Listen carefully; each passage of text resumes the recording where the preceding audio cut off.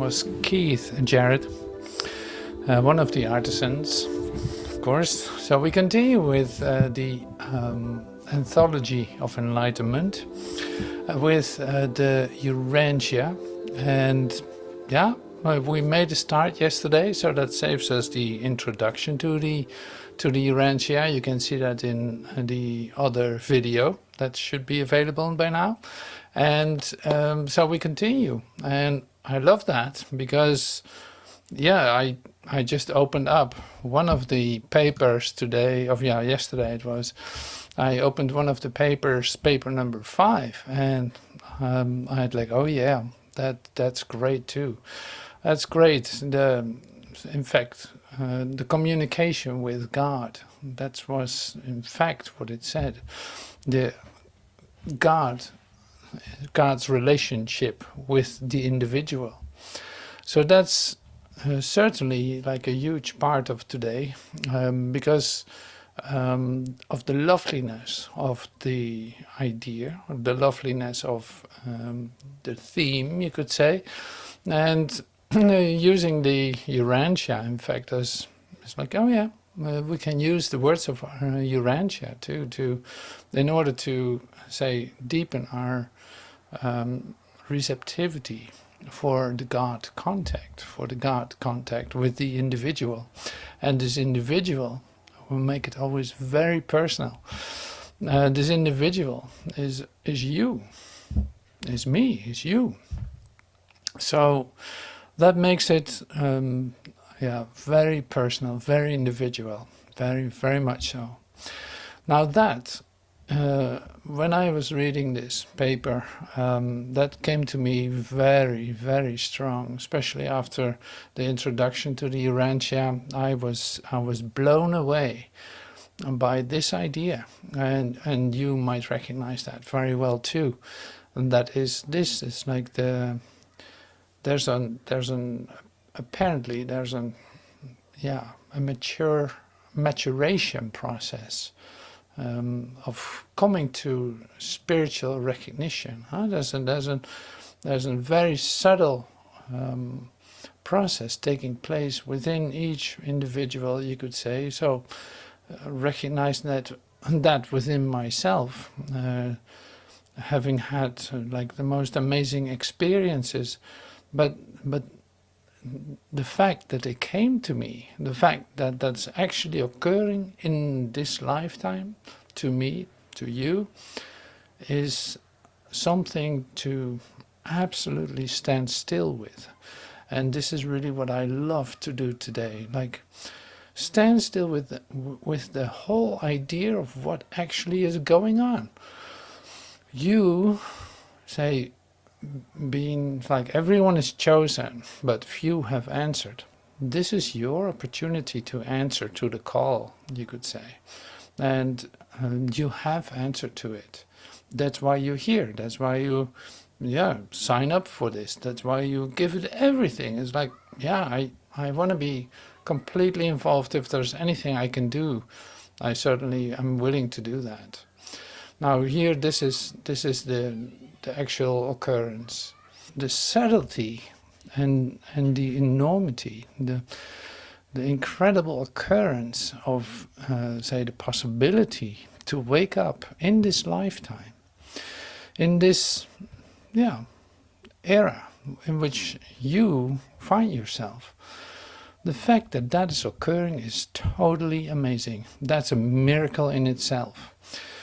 And I love to stand still with that, just not to ever think that that is just like, of course everybody knows that. No, not at all. No, this is specially for you, and this is occurring in your life, and that makes it amazing. Like, that makes it totally amazing.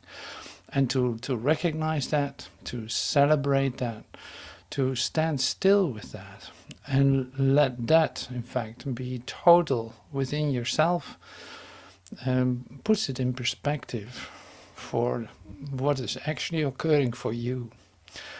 Now that was like a big one to receive for me. Like that's an amazing thing.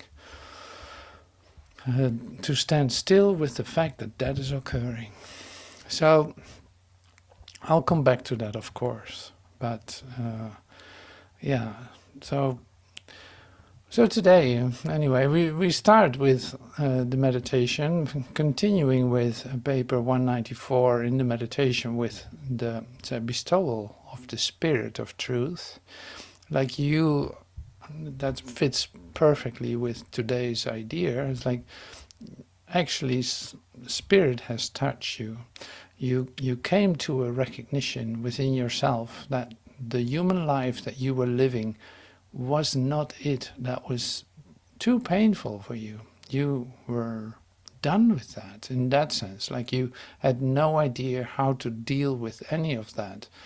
Even though you surely did try, but that didn't give you the solution that you actually wanted. You solved one problem and there was another one. You helped one person and in the meantime somebody else has an occurrence. Or like whatever you tried, it never seemed to come together.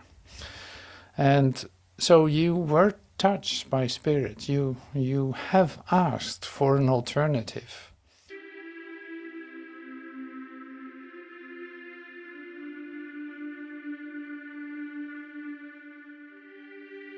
The bestowal of the Spirit of Truth was independent of all forms, ceremonies, sacred places, and special behavior by those who received the fullness of its manifestation.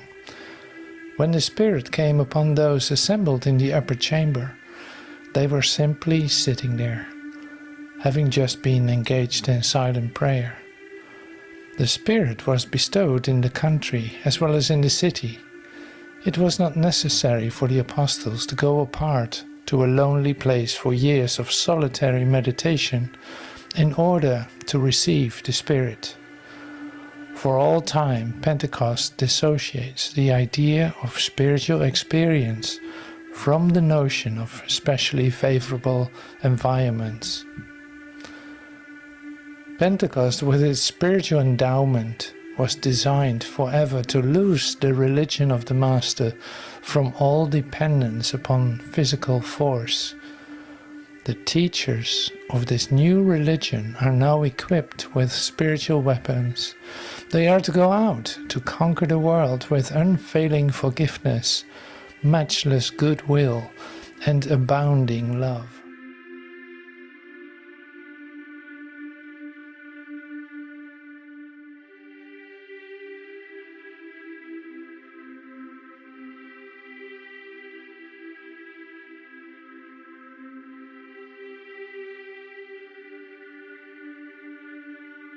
L'effusion de l'esprit de vérité fut indépendante de toute forme, cérémonie, lieu sacré et comportement spécial de ceux qui reçurent la plénitude de sa manifestation. Au moment où l'esprit vint sur les personnes assemblées dans la salle du haut, elles étaient simplement assises, là, et venaient de se plonger dans une prière silencieuse. L'esprit fut effusé à la campagne aussi bien qu'à la ville. Il n'était pas nécessaire pour les apôtres de se retirer dans la solitude pendant des années de méditation solitaire afin de recevoir l'esprit. La Pentecôte dissocie à jamais l'idée d'expérience spirituelle de la notion d'un environnement spécialement favorable. La Pentecôte, avec sa dotation spirituelle, était destinée à détacher pour toujours la religion du Maître de toute subordination à la force physique. Les éducateurs de cette nouvelle religion sont désormais munis d'armes spirituelles. Ils doivent partir à la conquête du monde avec une indulgence qui ne se dément jamais, une bonne volonté incomparable et un amour abondant. So we're continuing now with listening to the Urantia book being read to us, and we listened to a part of it, so it's probably around 15 minutes that we listened to this. It's like paper 5, but then I'd say section 1 and 2 is what I would love to share. It brings us into the theme of today in a great way, so let's get started. Paper 5. God's relation to the individual.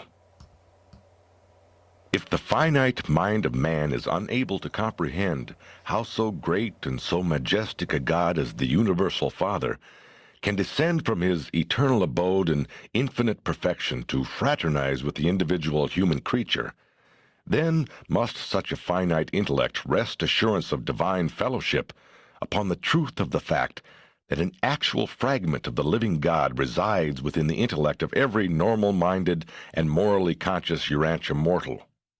The indwelling thought adjusters are a part of the eternal deity of the Paradise Father.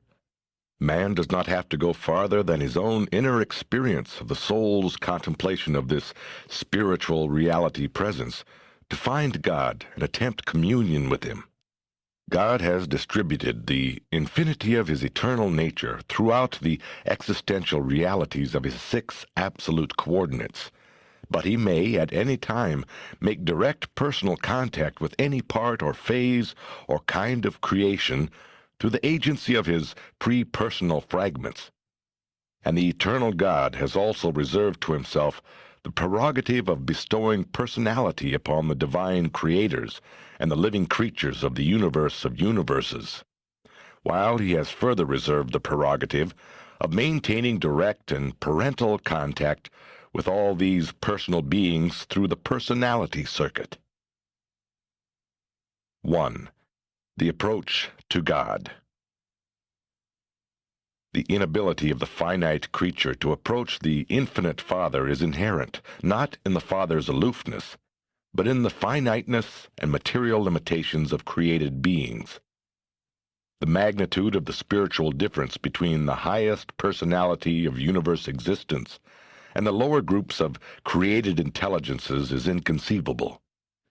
Were it possible for the lower orders of intelligence to be transported instantly into the presence of the Father himself, they would not know they were there.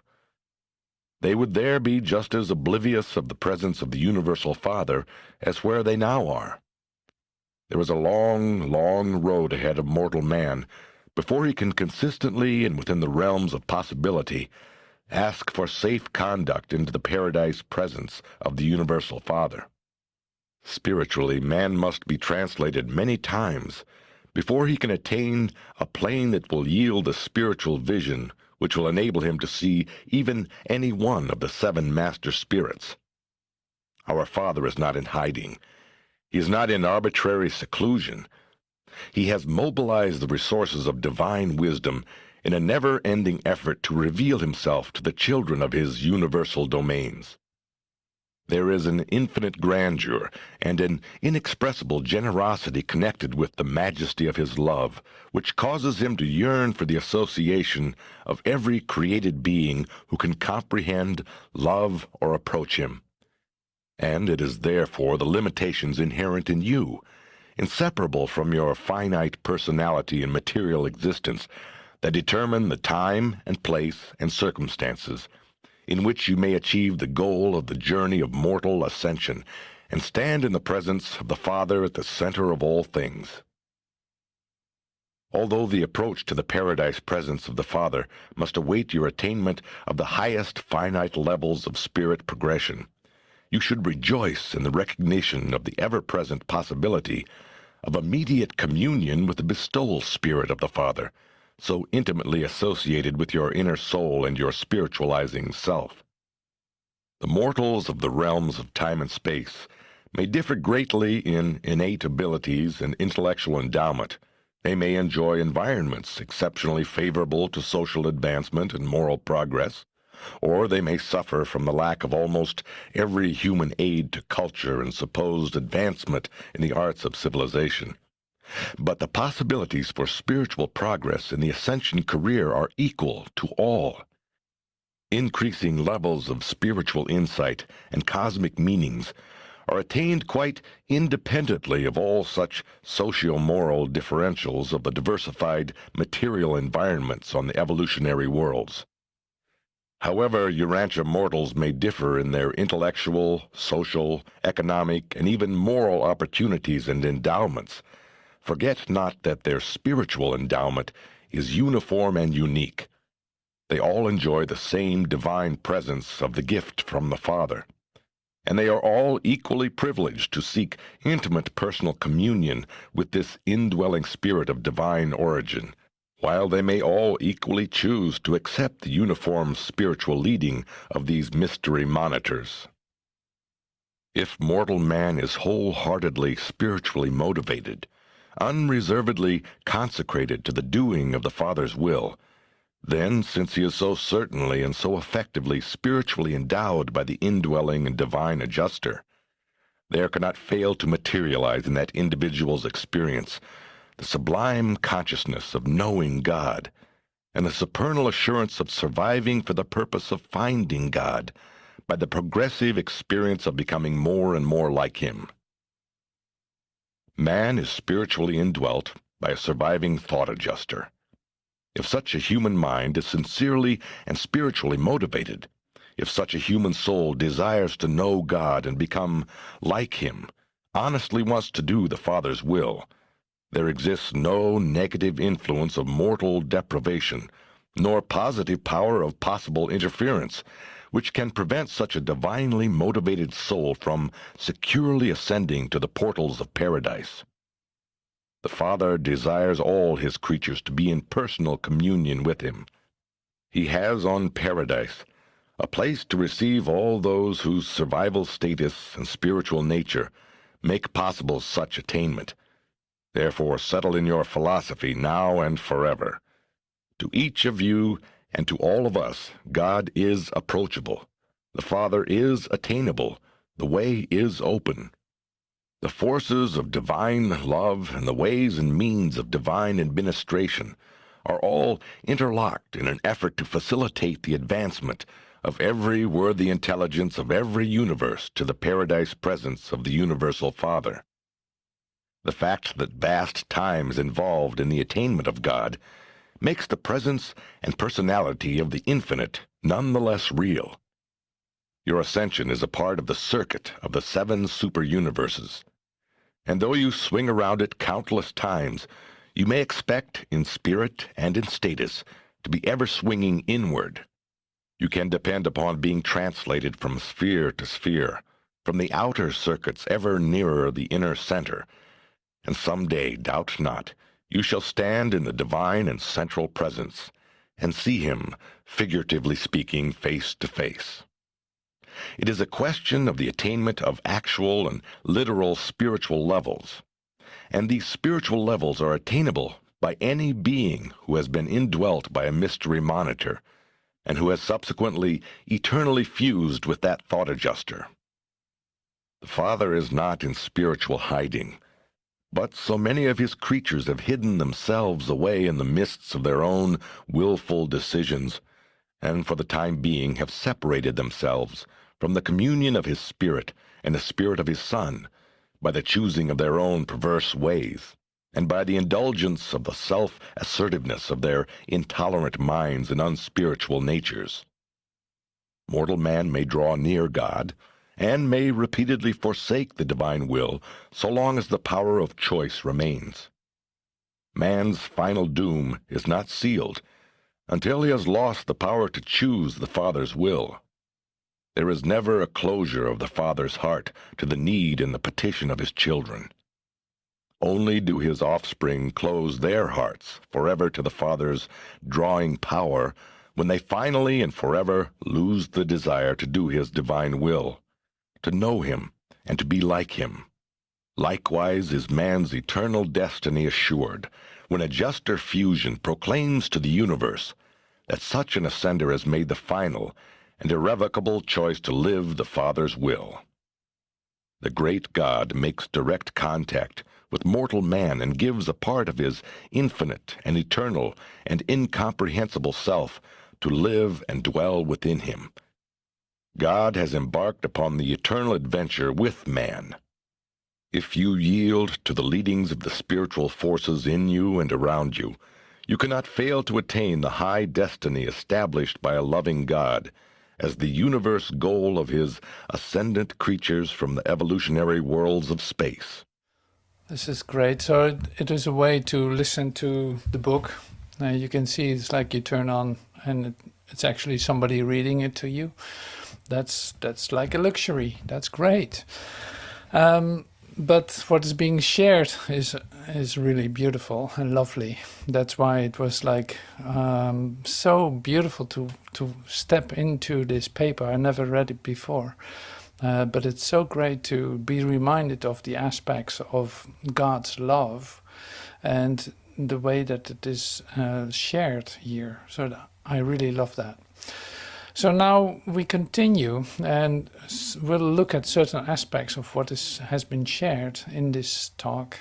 But before we do that, let's just take a moment to relax. Now here in the music, I've found some music. So it's like I played the songs. I played the songs of Keith Jarrett. Now Keith Jarrett had some musicians he played with, and one example of that I want to share with you, which is actually kind of familiar to us, and it's Jan Garbarek. So we know him of playing the saxophone in some of the songs that I have been sharing. And yeah, let's just listen to it. It's an well, it speaks for itself. I'm not going to say anything. Just enjoying it with you.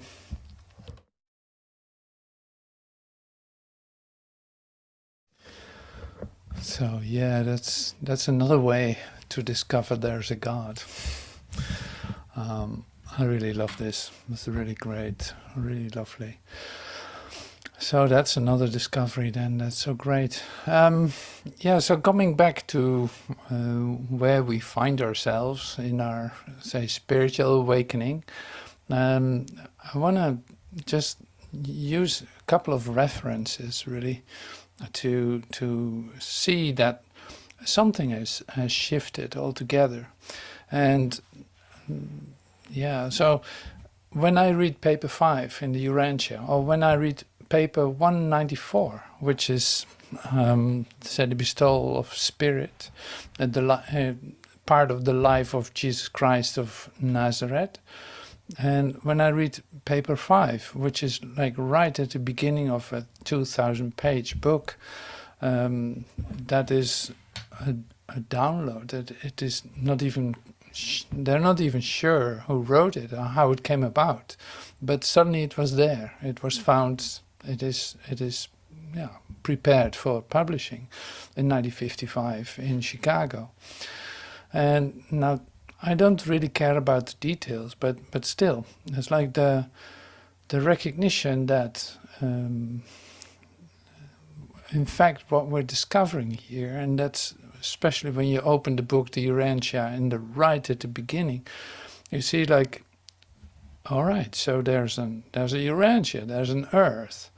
Oh, I'm finding myself in an earthly experience of myself, and the thing that happens is that I really thought this was all of it. You know, I knew, like I heard, and stories were told about a heaven, and so that expanded the consciousness a little bit, but in fact, still coming from an earthly perspective, you know, and that still is like coming back to me on a daily basis. There's an earthly perspective.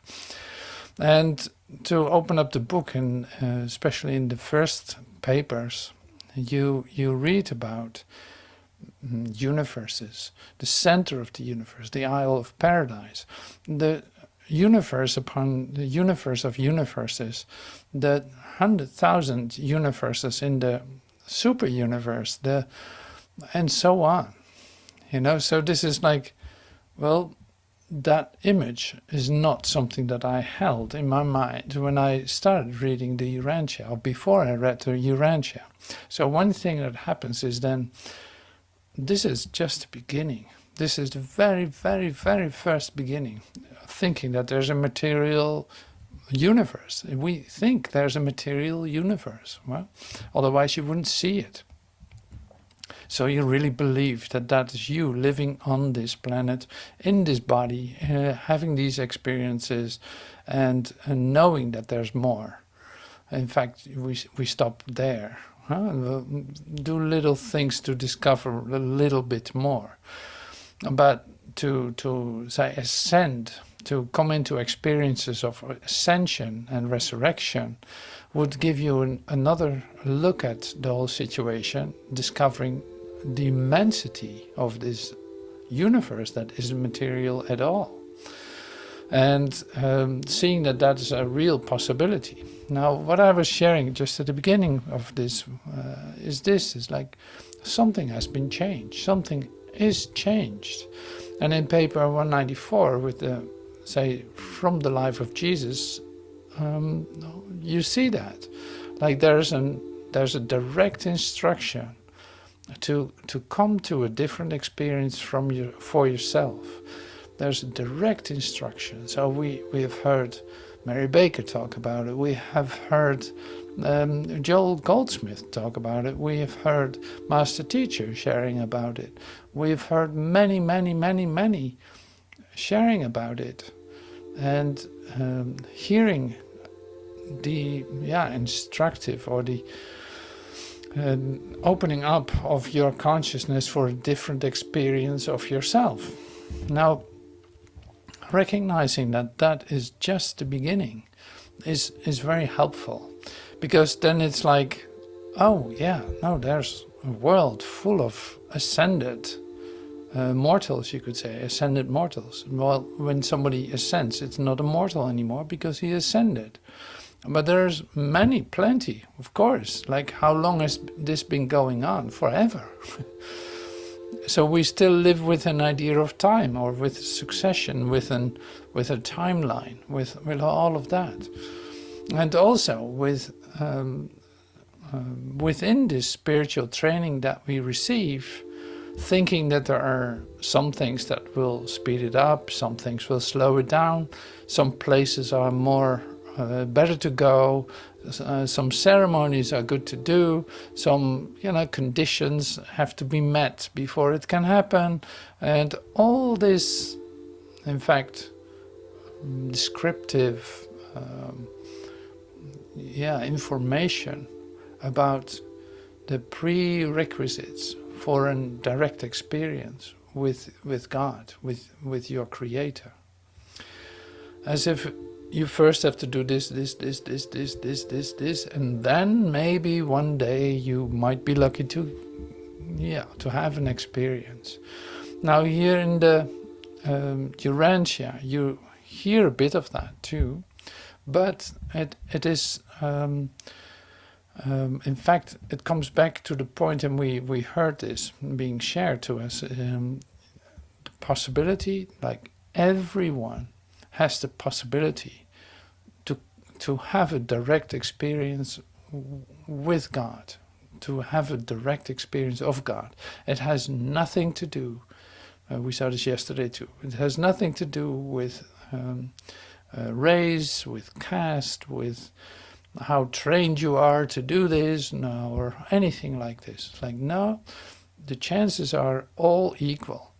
There's no specializing, no special ceremonies, no special anything, in order to come in direct contact with your Creator. Now, the only thing that is necessary is that you want it and think it's possible. So you in fact express, or you come into an expression of your faith for the occurrence. Like it's a step into the unknown in order to come to the known. But that's a step. So that's the only thing that you have to consider for yourself, of that will determine for you if you're going to experience that or not. Otherwise, there would be like a differentiation between, well, you're not ready yet, wait. No, nobody can tell you that you're not ready. No, this has to do with your decision to come into the direct experience of God, being open to receive that, not letting anything stop you, like it becomes your one desire. Now, this has been taught, of course, in Course in Miracles too. It's like we train our minds to come to that. Like, yeah, if you train your mind on a daily basis, suddenly something starts to shift. You come into a different experience. Like it's a possibility to have light communication, or it is a recognition of something that is so natural to you, but it cannot be done with your doings. So it's like becoming receptive and open to let that happen to you.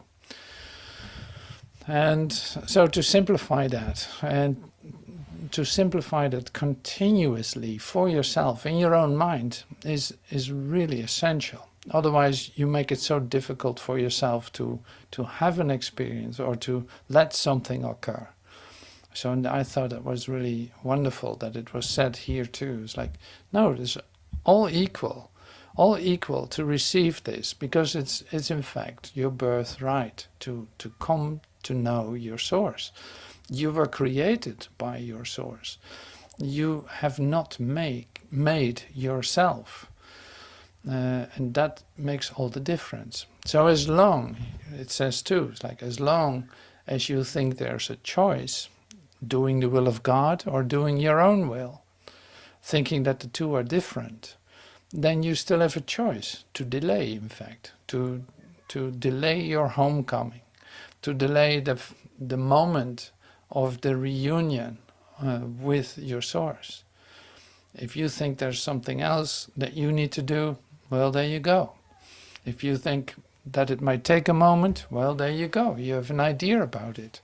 If you are convinced, like if you tell yourself, this is the time, this is the place, it can happen now. It is not depending on anything outside myself. It is just purely my desire to come to know my source, to return back home, or to come into an experience of direct communication. Now that's the essence, of course, of the first part that we listened to. And I want to take some expressions from the Urantia and take a look at it with you. Okay, so if the finite mind of man is unable to comprehend how so great and so majestic a God as the Universal Father can descend from his eternal abode in infinite perfection to fraternize with the human creature, then must such a finite intellect rest assurance of divine fellowship upon the truth of the fact that an actual fragment of the living God resides within the intellect of every normal-minded and morally conscious Urantia mortal. So this is quite an, expanded description of the fact.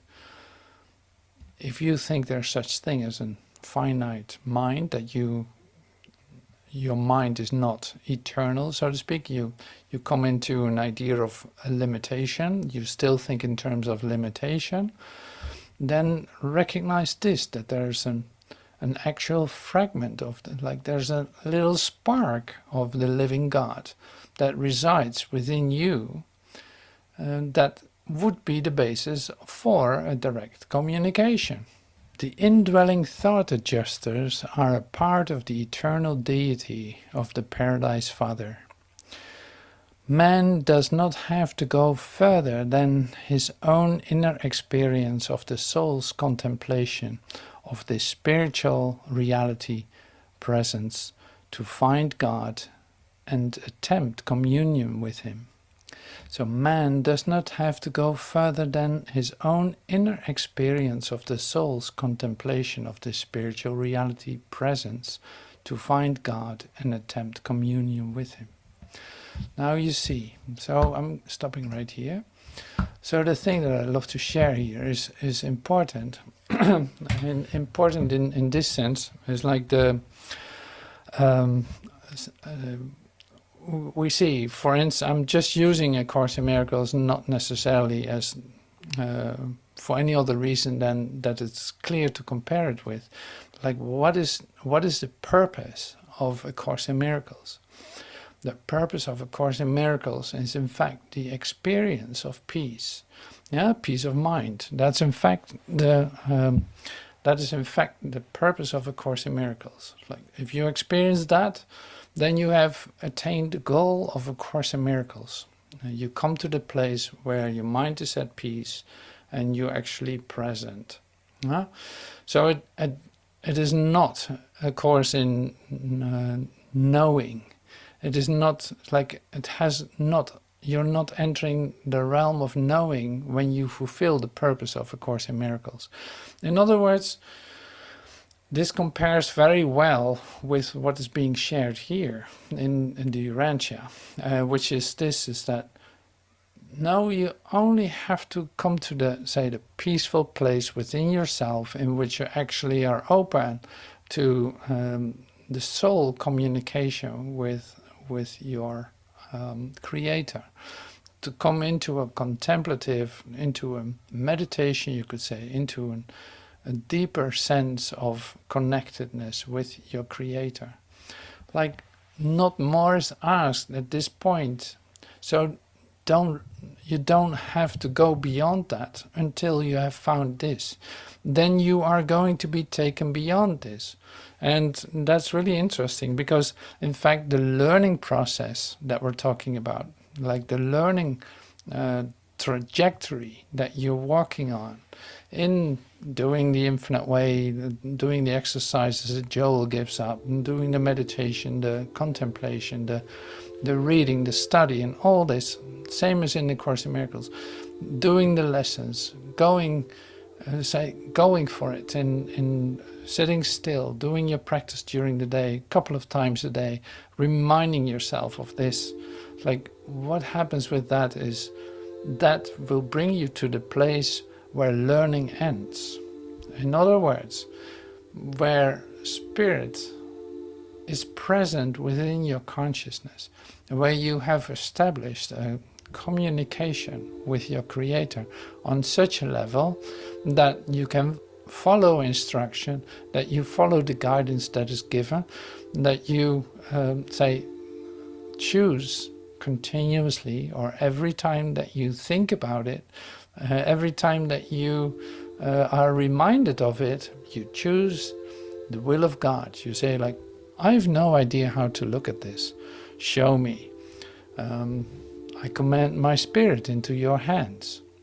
So like this. It's like, that is in fact the requirement to get out of the Urantia belief, the mortal belief.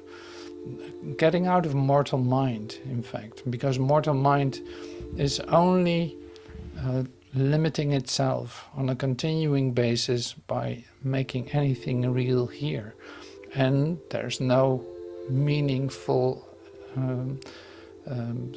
presence in a mortal's limited perspective. So what am I saying? I thought this was really fundamental and essential. The thing is, the training that we follow, there's a procedure of learning. This procedure of learning, comes to an end, in fact, in the realization of the indwelling spirit, to come into a direct experience of spirit in you, bringing back all decisions to the one that knows, that guides, that can oversee your spiritual vision, you could say. It's like your Christ mind, your spirit indwelling. That will guide you, that knows everything, that makes every decision for you. That is, extension of the will of God. There, exactly there, learning ends for you as you know yourself, or as you have known yourself. Learning ends right there. It is not that you're continuously going to learn and learn and learn and learn in order to become a perfect something. No, the handing over of all that you think you know is sufficient. And the handing over of that to Spirit and asking for the guidance to be instructed, to be given everything, since that is your natural inheritance, is the way out of the limitation. And that sounds really simple, and that is very simple. And that makes it a bit complicated. So, not necessarily, and it's not that I want to make that real. No, it's more like the training is to come back to this moment. Here is what is given. Spirit is instructing. If I don't feel anything, feel no inspiration to do it, or if I don't feel any kind of guidance, I wait and I listen and I rest. Suddenly there's a movement within me, a thrill coming through me. It's like, oh, wow, that changed everything. And now I'm moved to do something. Now I feel, yes, I have to take the next step. I have to do this, I have to do that. Or suddenly my mouth opens and I'm speaking.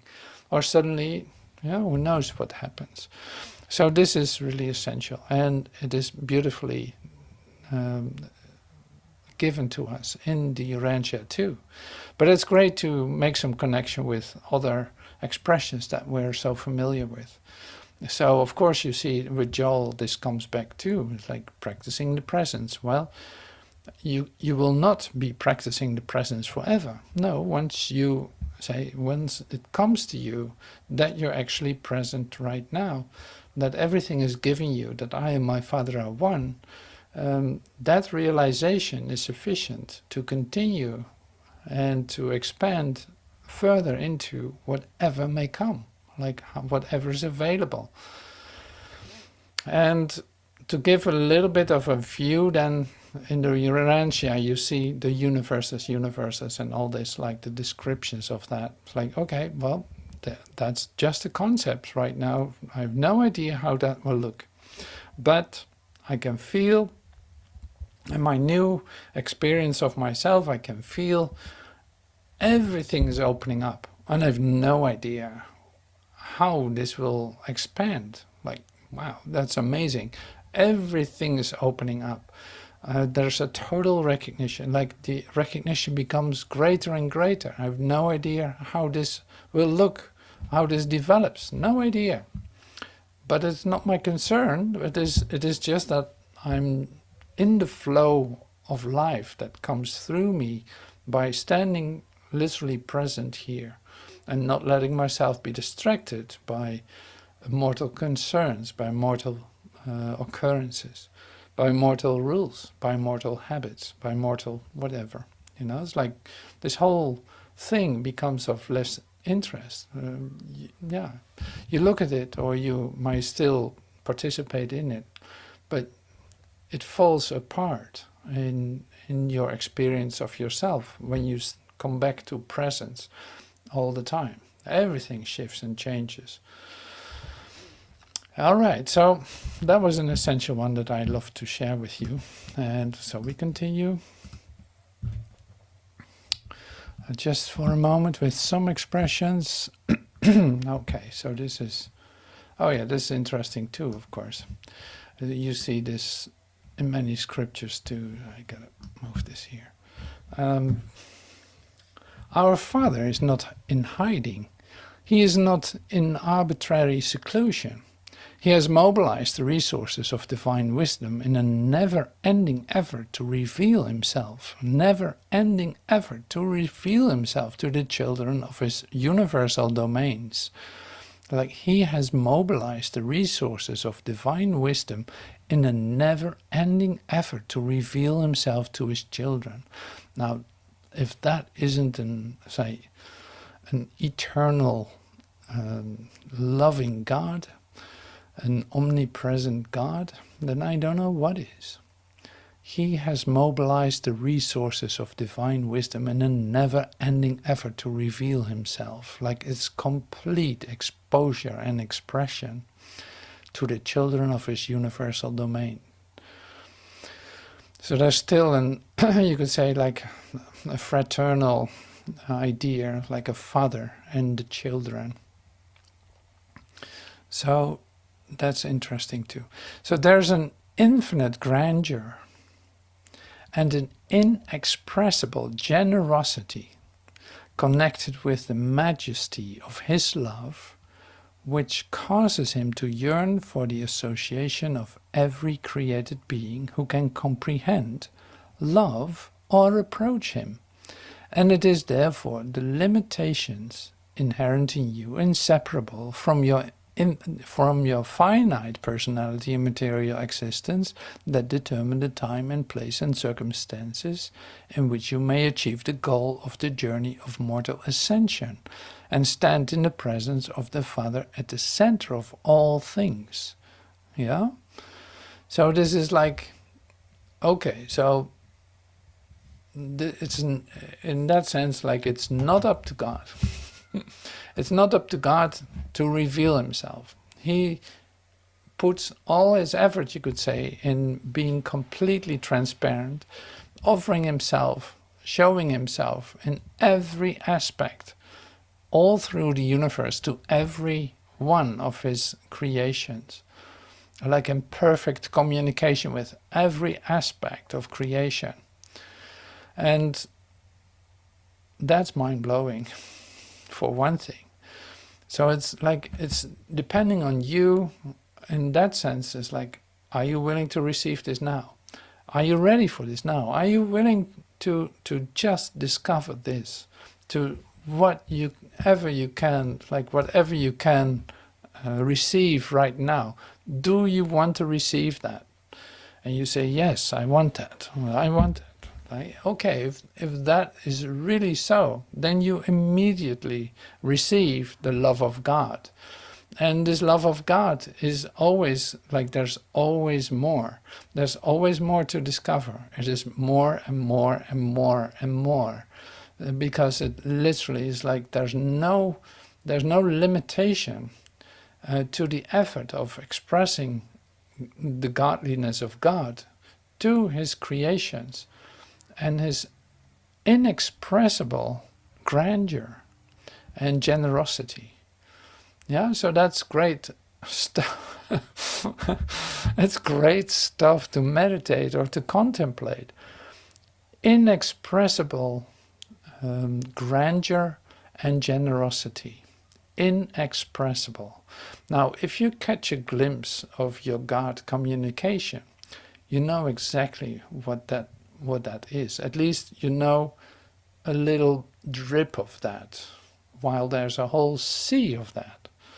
Like you receive one drop. I said this many times. Like, if you receive one drop of the well-pleasedness of the Father for the Son, you would not sleep for at least a month or two.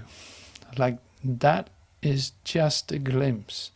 Now imagine what is ready, waiting for you in the storage of the miracles of love that are waiting for you, that you are storing yourself every time.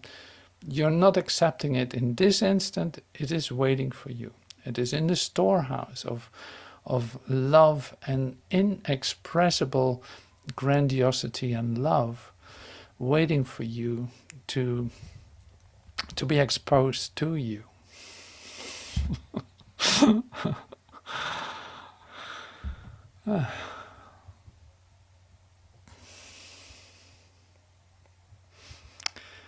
So, poof, you know, it's like, wow. So, do you have any idea how lucky you are to actually hear this in this instant, to be open to any one of these videos that I can share with you, or whoever sharing this with you? It's like, Do you have any idea how lucky you are to hear about this, to have the choice of actually opening that up for yourself? Now, this is the offering. This is where the healing takes place. This is all the love in the universe standing right in front of you, wanting to be revealed to you.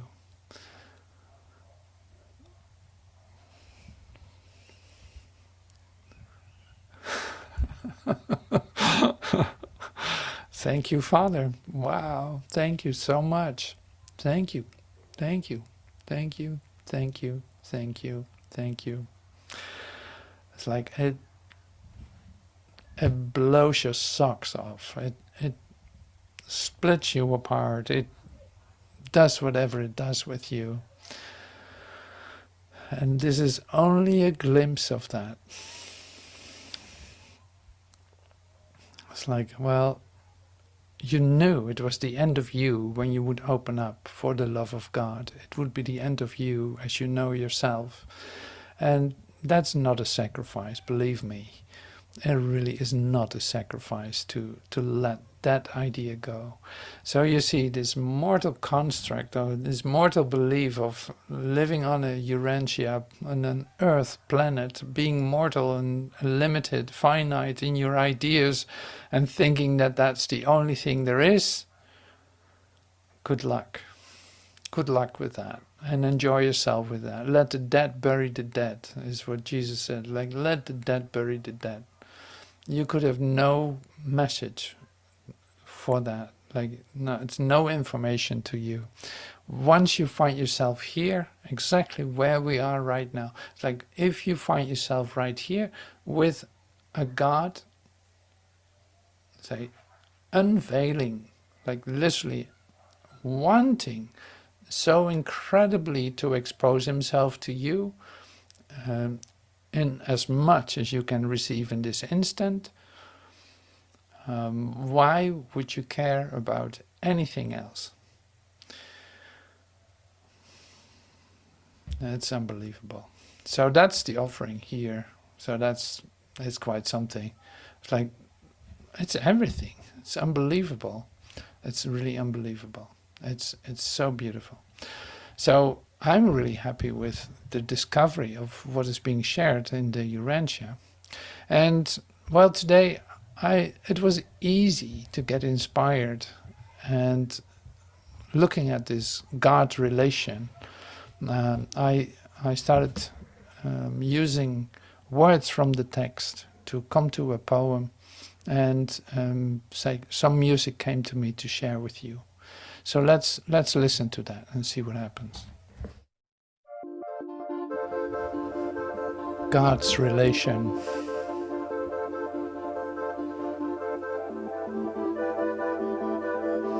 Paradise presence of the Father in the realm of possibility for you. Ask for safe conduct.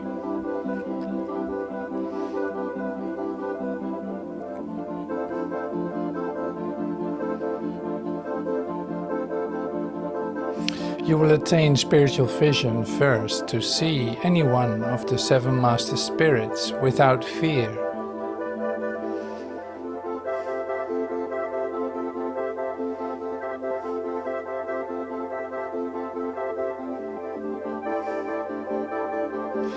Our Father is not hiding or in arbitrary seclusion. He has mobilized the resources of spiritual wisdom.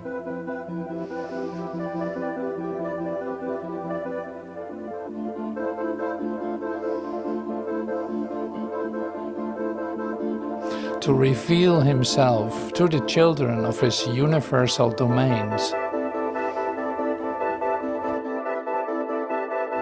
Infinite grandeur, inexpressible generosity connected with the majesty of his love, which causes him to yearn.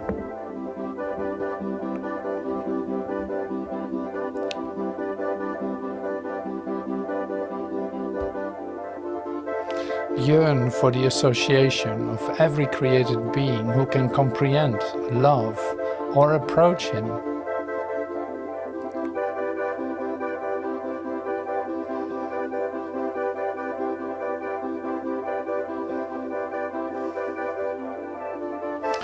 You determine the time, place and circumstances in which you may achieve the goal of the journey, mortal ascension. Stand in the presence of the Father at the center of all things.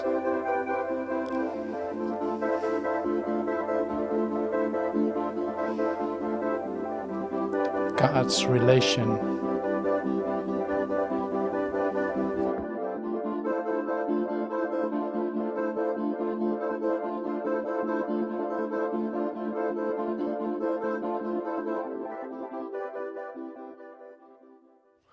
All right, well, this was, saying, the second attempt to expand about the Urantia, and I'm really happy that you're here, that you participated in this, that you were present here, and that you share in the joy and happiness, in fact, of the realization that this is actually happening to you in this instant, and it's completely up to you if you want to receive it. But why not now? Well, you have actually no reason not to accept it, and that's the great thing. So it's like, yeah, bring that back to yourself all the time, or give it to God, and say, see that that's a true and real possibility in this instant, in this instant, in this instant. This is where it's happening. These circumstances are just perfect for that to occur. It couldn't get better. Like, there will never be a better time to do this. It's really true. Like, you can keep postponing it. But why? There's no reason for that. So let that become, it's like a tad uncomfortable. This is great. Like, you need sometimes a little push. Not that you have to be pushed into anything, but you know what I'm talking about. So thank you for your attention. Thank you so much for being part of this, and I hope to see you soon. Thank you so much.